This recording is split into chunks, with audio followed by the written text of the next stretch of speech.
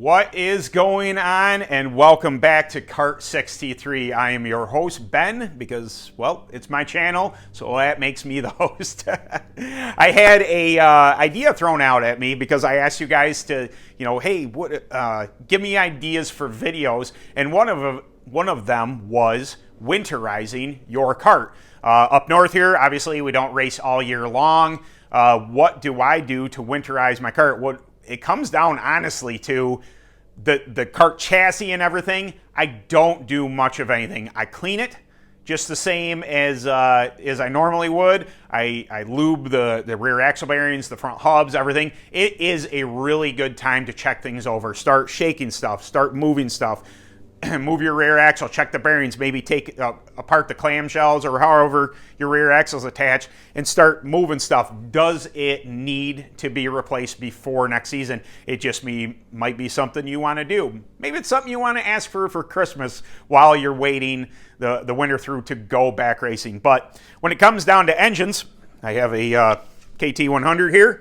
I guess I don't understand why it's not a more popular engine package. They are reasonably priced, they are fast, and I'm a two-stroke guy, so I just don't understand it. We're trying to get a class back going up here, up north, but I digress. My suggestion is, if you're going to get ready for the winter, is you're gonna make some purge up.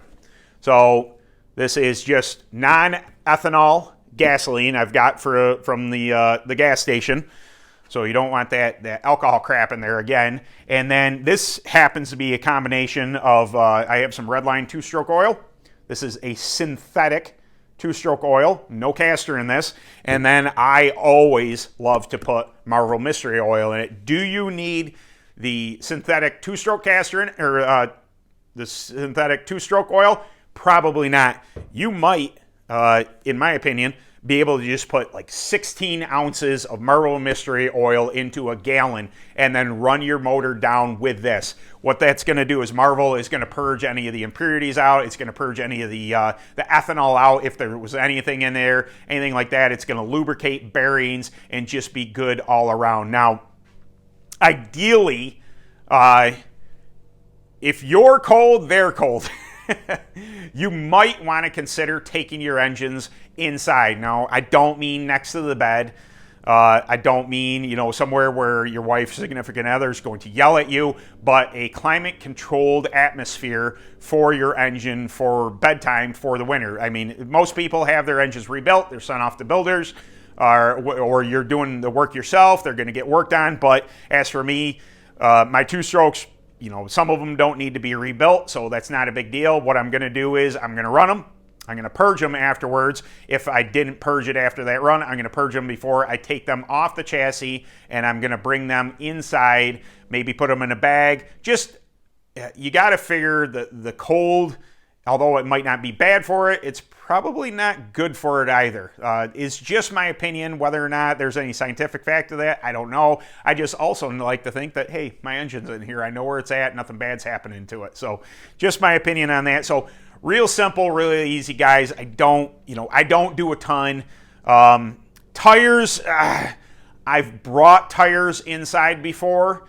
I've had it suggested to me that you put them in bag. I honestly, I don't see a whole lot of difference come springtime in my tires, other than they've come up a couple points on hardness, and then maybe I have to use a little more prep to bring them back down. But once they get run, once you've gotten a heat cycle on them, they're right back to where they want it. This is, again, probably debatable. I'm sure people, they really baby their tires. And it's something that they like to do. They like to clean them. They like to put something on them for the winter, just a conditioner, and then bring them inside. Well, I don't have a ton of room inside, and honestly, my basement is a nightmare to get to. So the past couple years, they've stayed out here in the barn. I've honestly seen not a ton of difference. I still have fast tires. I still have a fast program. So to each their own on that. You make the decision whether or not you want to do that. So that's basically it.